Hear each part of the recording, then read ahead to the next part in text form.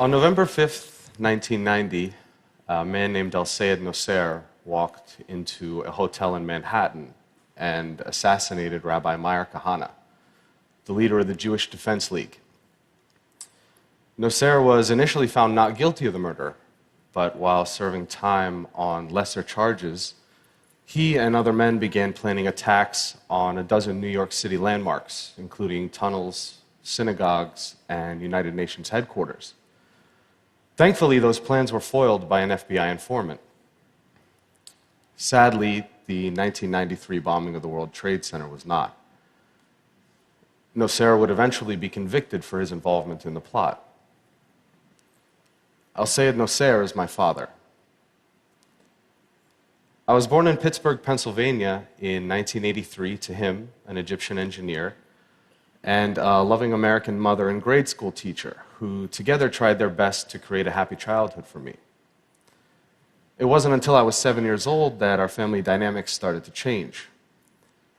My father exposed me to a side of Islam that few people, including the majority of Muslims, get to see. It's been my experience that when people take the time to interact with one another, it doesn't take long to realize that for the most part, we all want the same things out of life. However, in every religion, in every population, you'll find a small percentage of people who hold so fervently to their beliefs that they feel they must use any means necessary to make others live as they do. A few months prior to his arrest, he sat me down and explained that for the past few weekends, he and some friends had been going to a shooting range on Long Island for target practice. He told me I'd be going with him the next morning. We arrived at Calverton shooting range, which, unbeknownst to our group, was being watched by the FBI. When it was my turn to shoot, my father helped me hold the rifle to my shoulder and explained how to aim at the target about 30 yards off. That day, the last bullet I shot hit the small orange light that sat on top of the target, and to everyone's surprise, especially mine, the entire target burst into flames. My uncle turned to the other men and in Arabic said, "Ibn Abu," like father, like son. They all seemed to get a really big laugh out of that comment, but it wasn't until a few years later that I fully understood what they thought was so funny. They thought they saw in me the same destruction my father was capable of.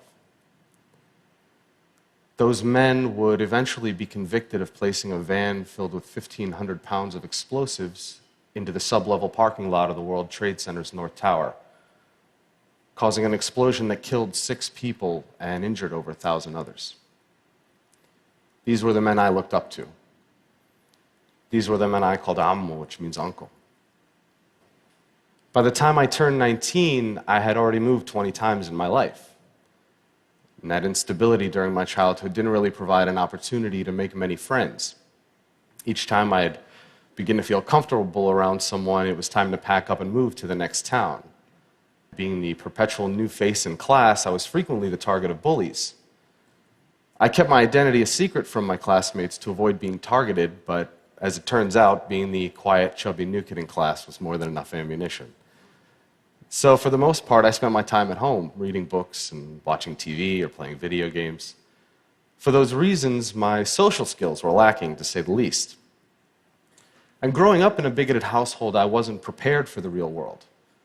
I'd been raised to judge people based on arbitrary measurements like a person's race or religion. So what opened my eyes? One of my first experiences that challenged this way of thinking was during the 2000 presidential elections. Through a college prep program, I was able to take part in the National Youth Convention in Philadelphia. My particular group's focus was on youth violence, and having been the victim of bullying for most of my life, this was a subject in which I felt particularly passionate. The members of our group came from many different walks of life. One day, toward the end of the convention, I found out that one of the kids I had befriended was Jewish. Now, it had taken several days for this detail to come to light, and I realized that there was no natural animosity between the two of us. I had never had a Jewish friend before, and frankly, I felt a sense of pride and having been able to overcome a barrier that for most of my life I had been led to believe was insurmountable. Another major turning point came when I found a summer job at Busch Gardens, an amusement park. There I was exposed to people from all sorts of faiths and cultures, and that experience proved to be fundamental to the development of my character. Most of my life I'd been taught that homosexuality was a sin, and by extension that all gay people were a negative influence. As chance would have it, I had the opportunity to work with some of the gay performers at a show there, and soon found that many were the kindest, least judgmental people I had ever met. Being bullied as a kid created a sense of empathy in me toward the suffering of others, and it comes very unnaturally to me to treat people who are kind in any other way than how I would want to be treated. Because of that feeling, I was able to contrast the stereotypes I'd been taught as a child with real-life experience and interaction. I don't know what it's like to be gay, but I'm well acquainted with being judged for something that's beyond my control. Then there was The Daily Show. On a nightly basis, Jon Stewart forced me to be intellectually honest with myself about my own bigotry and helped me to realize that a person's race, religion, or sexual orientation had nothing to do with the quality of one's character. He was, in many ways, a father figure to me when I was in desperate need of one. Inspiration can often come from an unexpected place, and the fact that a Jewish comedian had done more to positively influence my worldview than my own extremist father is not lost on me. One day I had a conversation with my mother about how my worldview was starting to change, and she said something to me that I will hold dear to my heart for as long as I live. She looked at me with the weary eyes of someone who'd experienced enough dogmatism to last a lifetime and said, "I'm tired of hating people." In that instant, I realized how much negative energy it takes to hold that hatred inside of you. Zak Ebrahim is not my real name.